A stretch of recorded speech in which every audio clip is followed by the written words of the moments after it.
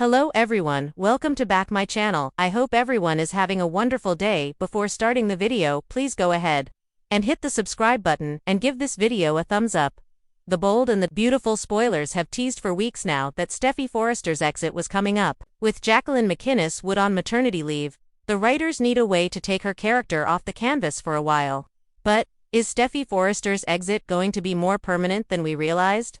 Jacqueline MacInnes Wood confirmed a few months ago that she was pregnant with baby number 5. Wood is in amazing shape, but even she needs a little bit of time to recuperate after giving birth. The bold and beautiful actress never revealed her exact due date, but based on updates from her, we were able to calculate she would have her baby in late May or early June. That means that she has given birth by now and hasn't filmed any scenes in a couple weeks. So Steffy's exit will air on CBS Daytime any day now. Coincidentally, the soap just released a hot new B&B promo that reveals Queen Steffy's exit could be a deadly one. An all-new promo shows Luna Nozawa Lisa Yamada telling her grandma, Sheila Carter Kimberlyn Brown, that she has to do one more thing before she leave Los Angeles for good. You guessed it. The last thing on Killer Luna's to-do list is taking over her evil stepmother Steffy. The bold promo flashes to Luna holding Steffy at gunpoint. It appears Luna lured her to a secret location and may have used her son Hayes to do it. Luna Nozawa already held Steffy hostage in a cage for days and attempted to blow her up, and shows zero remorse for her actions. Steffy is going to need a miracle to get out this one, because Luna means business. Do you think this is how Steffy will exit? Are the writers actually killing Jacqueline MacInnes Wood's character off? In a twist that fans of the bold and the beautiful never saw coming, Steffy Forrester's time in Los Angeles might be coming to a horrifying end. Zipped in a body bag, the glamorous fashion heiress, mother, and co-CEO has faced many challenges, but none quite like this. The question on every viewer's mind isn't just if she's leaving, but how. Buckle up, because this isn't your average soap opera exit. Murder, secrets, and twisted betrayals converge to deliver a jaw-dropping shock that could change everything. Act I, Storm Clouds. Gather over Steffy. Things have been tense at the Cliff House for weeks. Steffy has been increasingly paranoid, and with good reason. Luna's erratic behavior, Sheila's newfound control over Finn, and Liam's creeping obsession have turned her world upside down. Ever since Luna moved into Forrester Creations, Steffy hasn't trusted her. And while the others dismissed Steffy's suspicions as jealousy or work-related stress, she knew better. Luna was hiding something dangerous. Meanwhile, Finn's connection to Sheila grew stronger by the day. The once loyal husband started pulling away, making excuses to avoid home life. And worst of all, he began defending Sheila. To Steffy, that was the ultimate betrayal. Things reached a boiling point when Steffy caught Finn and Sheila in an intimate conversation at Il Giardino. Their hands brushed, they laughed together. It wasn't just a son tolerating his mother. It was something more sinister. Something resembling allegiance. Steffy confronted Finn, accusing him of being under Sheila's spell, or worse, secretly working with her. Finn didn't deny it outright. Instead, he gave her a cryptic look and said, "You'll understand soon enough." That night, Steffy made a call, one she thought she'd never have to make. "Ridge, it's me. I need you and Thomas to come over. It's urgent." Act 2. The Cliff House Showdown. The following evening, Ridge and Thomas arrived at the Cliff House. Tension filled the air. Steffy locked the doors behind them and turned off her phone. "I think I'm in danger," she said. "And I think it's coming from my own husband." She showed them security camera footage from the hallway outside her office at Forrester. Finn talking to Luna, whispering, passing her a key. Her father and brother were stunned. But Thomas said what no one wanted to admit. "Are you saying Finn and Luna are working together?" Steffy nodded gravely. "I think they want me gone." Ridge, still trying to believe in the son-in-law he once praised, tried to rationalize it. But when Steffy showed them a second clip of Finn slipping something into her vitamin drink, even Ridge's jaw tightened. Thomas exploded. "He's poisoning you." "I don't know," Steffy whispered. "But I'm not going to wait to find out." That night, she told them her plan. Fake her own disappearance and go off the grid until she could expose everything. Ridge objected, but Thomas surprisingly agreed. "Let's make them think they won," Thomas said coldly. "Let's see how far they'll go." Act 3. A body discovered a week later.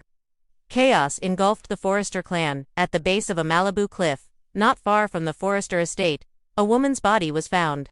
Unrecognizable from the fall, but wearing Steffi's necklace and matching her description. The LAPD delivered the devastating news. Steffy Forrester was presumed dead.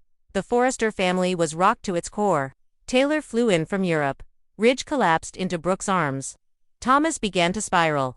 Hope tried to support him, but he kept muttering, "This isn't right, this isn't how she planned it." Finn was stoic at first, then shattered. He gave a tearful statement to the press, blaming the pressures of Steffi's life and her inability to trust anyone. A subtle jab that didn't go unnoticed, but it was Sheila's reaction that made everyone's blood run cold. She smiled. In a quiet corner of Il Giardino, she toasted with a glass of red wine. "Goodbye, Steffi," she whispered. "You should have stayed out of it." Act 4. Luna's confession. Meanwhile, Luna began unraveling. Haunted by guilt and tormented by Steffi's last words to her, "You're in deeper than you realize." She broke down one night at the Forrester mansion. She confessed everything to RJ. She knew, "Steffi knew what we were doing, but I didn't want to hurt her. I swear." RJ demanded answers. "What exactly did you do?" "I passed Finn confidential designs. I helped him access secure areas of Forrester. He said it was to protect his mother. But then he asked me to follow Steffi. He wanted me to find out where she kept her emergency cash, her passwords, everything." RJ, stunned, called Thomas. Thomas didn't answer. He was gone, so was Steffi's hidden USB. Act 5. The Return, or a Ghost. 2 weeks after Steffi's body was discovered, Ridge stood at her grave, unable to process the loss. "I wasn't there," he said softly. "You were right, and I failed you." A woman in black stood behind him, hooded still. Ridge turned. His breath caught Steffi. She pulled down the hood. "Bruised, tired, alive. Not here," she said. "They're still watching." He grabbed her, but she pushed him back. "No hugs, Dad, I need to finish this." Act 6. Unmasking the villain. Steffi returned not as a victim, but as a warrior. Thomas, the only one who knew she was alive, had orchestrated the body, a cadaver from a medical program, dressed in Steffi's belongings. A grim solution, but one that worked. Now, with the USB in hand, Steffi was ready to expose everything.